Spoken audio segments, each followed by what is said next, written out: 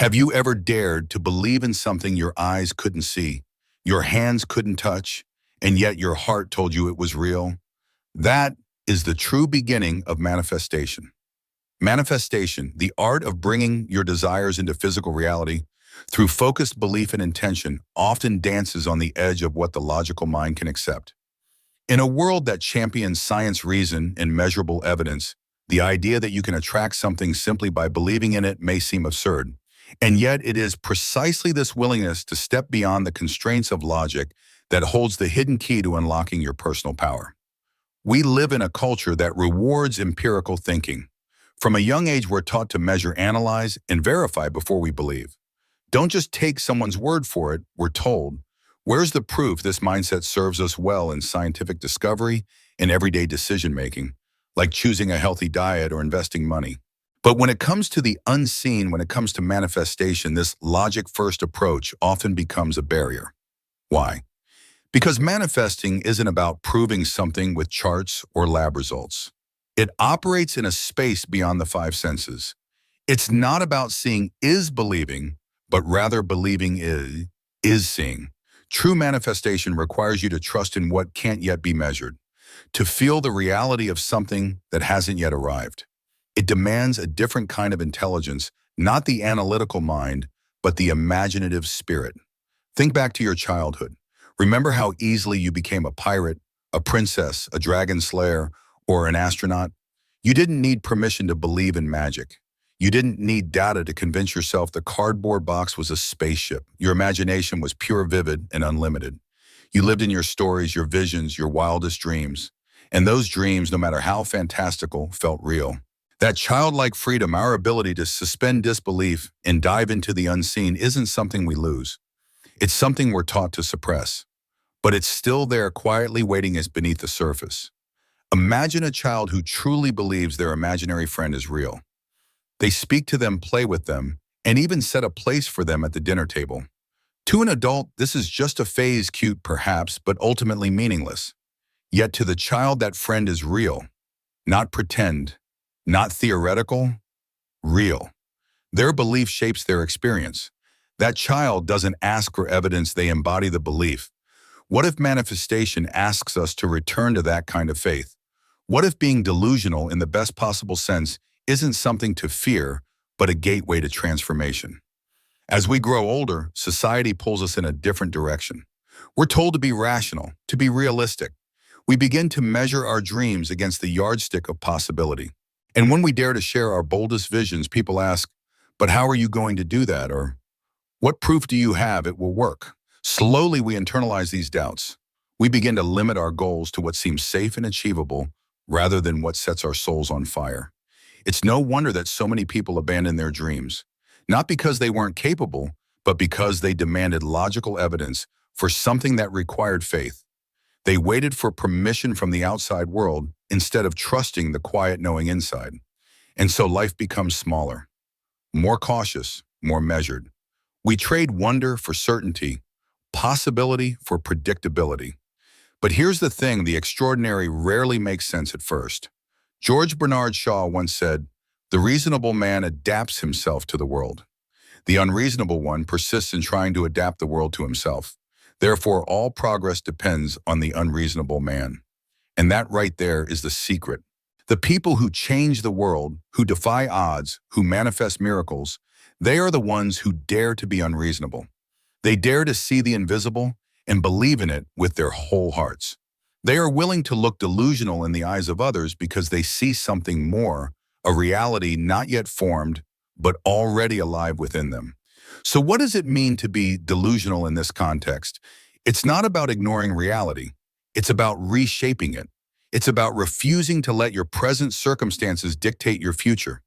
It's about believing so deeply in your dream that you begin to live as if it's already true.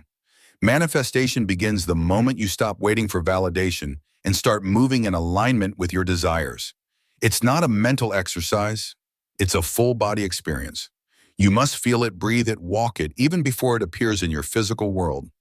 This kind of belief isn't soft. It's fierce. It takes courage to choose faith over fear, to move forward without a guarantee. To act as if even when nothing seems to be happening yet. But when you do, everything starts to shift. Think of the moments when history was made not by those who played it safe, but by those who saw what didn't yet exist. The Wright brothers believed in flying machines when most people thought it was madness. Steve Jobs envisioned the iPhone before the world could understand why we needed one. These were unreasonable people, and that's precisely why they succeeded. So ask yourself, what dream have you shelved because it didn't seem logical? What vision have you doubted because it didn't come with guarantees? What desire still lingers in your heart, waiting for you to say yes? I believe manifestation doesn't begin with logic. It begins with belief. And belief, when embodied fully, has the power to turn the unseen into the undeniable. So if manifestation starts with belief, not proof, then the next step is learning how to think beyond logic and truly live from the power of imagination. To truly understand the power of manifestation, we must first shift the way we see the world. It's not about ignoring reality, it's about redefining it. When people hear the word delusional, they often think of someone out of touch with facts or reason. But in the realm of manifestation, being delusional isn't about detachment from reality. It's about boldness. It's about courage. It's about an audacious and unapologetic belief in something that hasn't happened yet. It's the kind of belief that defies conventional logic. It walks past the gatekeepers of doubt and steps boldly into the unknown. In this space, rational thinking, while useful in many areas of life, can only take us so far. At some point, if you want to truly manifest something remarkable, you must be willing to go beyond what seems reasonable. You must leave behind the comfort of what is and stretch into the unknown possibility of what could be. Ask yourself this: can you truly achieve something extraordinary while being anchored to a mindset that only allows for what feels safe or logical? Probably not. In this context, realism doesn't serve you. It becomes a cage, not a compass. If your goals are based only on your current circumstances, you will never grow beyond them. Real manifestation calls for something radically different. It asks you to dream big, perhaps even wildly. To create goals so ambitious they might sound absurd to the outside world. Because here's the truth: your current reality is not your destiny. It's simply the result of your past beliefs, choices, and patterns. It is the physical echo of a former version of you. And that version might not have been fully aware of your limitless potential. That's where the concept of being delusional in manifestation becomes powerful. It's not insanity. It's inner clarity. It's the fire to say, I will believe in this even if no one else does. Even if nothing around me looks like it's working, I will still believe. Neville Goddard, a pioneer of manifestation teachings, called this mental state brazen impudence, a phrase that perfectly captures the unshakable confidence required to manifest your desires. It's the inner refusal to accept limitations no matter how loudly they echo around you. Need proof? Just look at history. Think about Thomas Edison. He failed thousands of times before inventing the light bulb. People called him a dreamer, a fool, delusional, yet his belief never wavered.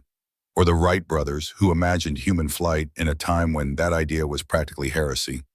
They too were mocked, dismissed. And of course, there's Steve Jobs, whose vision of a personal computer in every home once sounded completely ridiculous. And yet, look around. These men weren't guided by logic alone.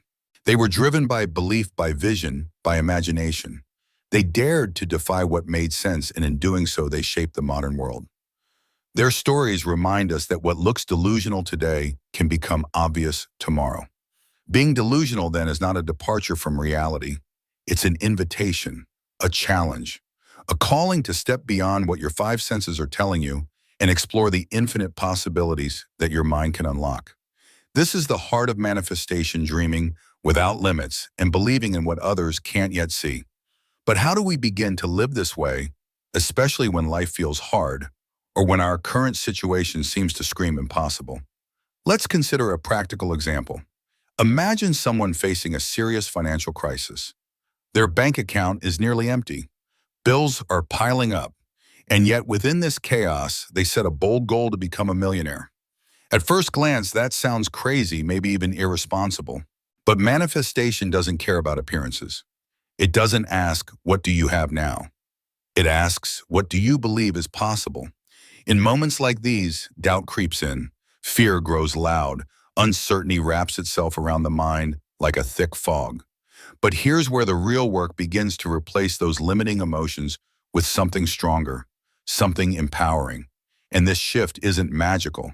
It's a practice. Meditation, for instance, is one of the simplest yet most powerful tools you can use. Spend just 20 minutes in the morning and again at night sitting in silence. Focus on your breath. Let the noise settle. With time, you'll begin to observe your thoughts and emotions more clearly, not from a place of judgment, but from awareness. In that stillness, you create space. And in that space, you plant seeds of new empowering beliefs. Another powerful tool, affirmations, repeating positive present tense statements that affirm the reality you want to create.